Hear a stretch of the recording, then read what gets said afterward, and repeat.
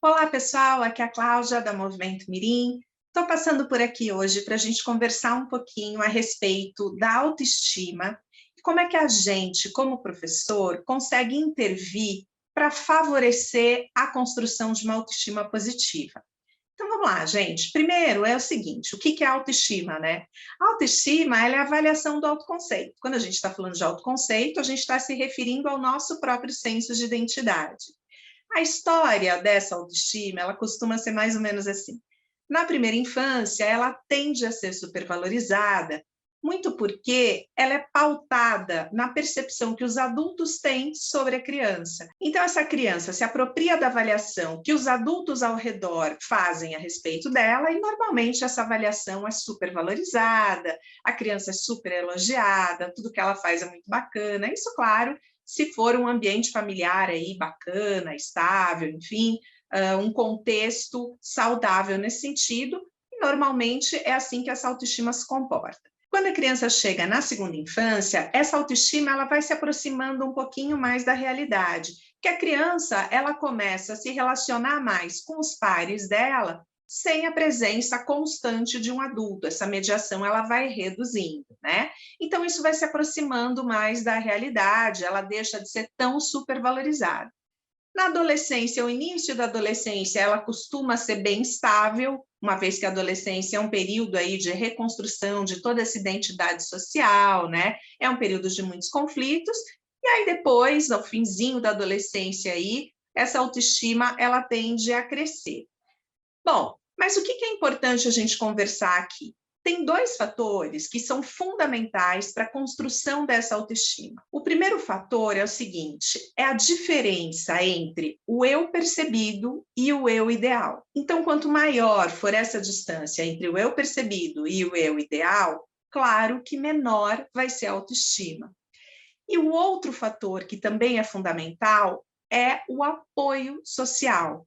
O quanto que esse sujeito sente que ele tem bons apoios nos outros, que os outros ancoram, sustentam esse desenvolvimento social e essa construção aí desse eu percebido. E é justamente nesse ponto que eu acho que vale a pena a gente refletir um pouquinho. Pessoal, a figura do professor, ela é fundamental para a criança. Eu tenho certeza que todo mundo aqui lembra de um professor que marcou a sua infância, que marcou a sua vida. Então, a nossa ascendência sobre a construção dessa autoestima, ela é muito importante.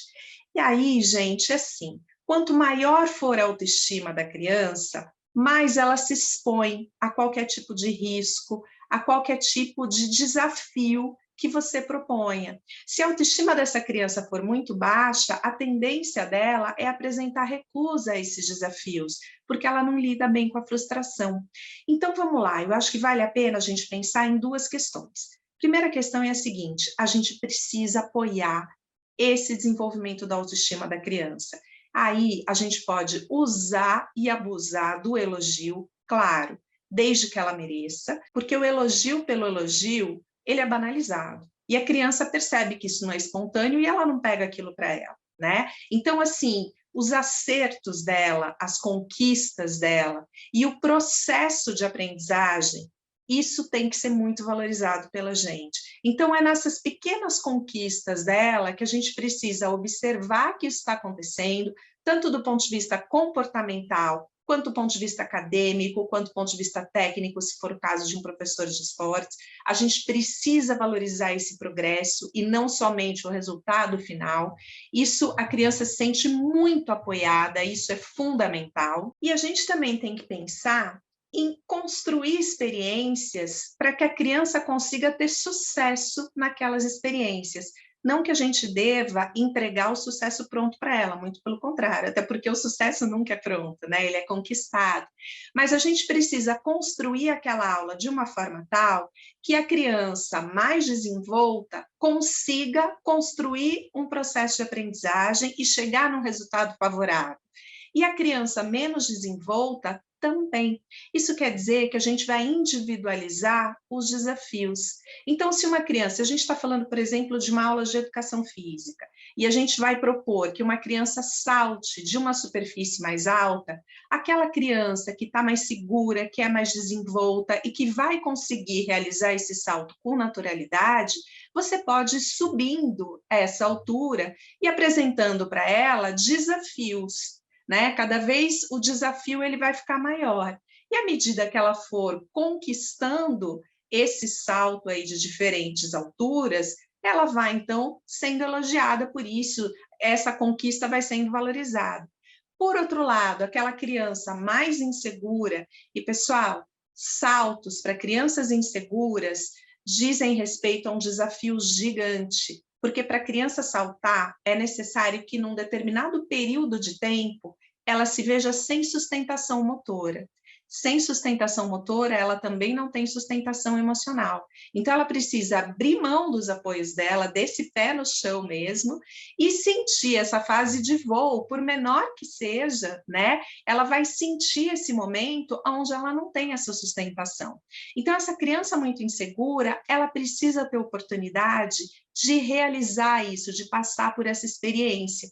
E aí a gente pode propor que a superfície da onde ela vai saltar seja mais baixa. E aí, à medida que ela vai sentindo que ela é capaz, e a gente vai construindo esse ciclo virtuoso, né? A criança ela vai aumentando essa autoestima dela, vai se percebendo como capaz para realizar aquilo, ela naturalmente vai se expondo. E aí você vai subindo a altura. Então, vamos prestar muita atenção nisso, em valorizar os pequenos acertos e individualizar os desafios. A gente, com certeza, está auxiliando essa criança a construir uma autoestima positiva. Pessoal, a educação física, o movimento, o esporte são ferramentas, são disciplinas muito potentes para a gente auxiliar na construção dessa autoestima positiva. Bom, eu vou ficando por aqui hoje. Vão curtindo, vão comentando aqui. Se vocês tiverem alguma questão que vocês gostariam que a gente trabalhasse nesse espaço, enviem os comentários por aqui e a gente volta a se ver então no próximo vídeo. Até mais, pessoal!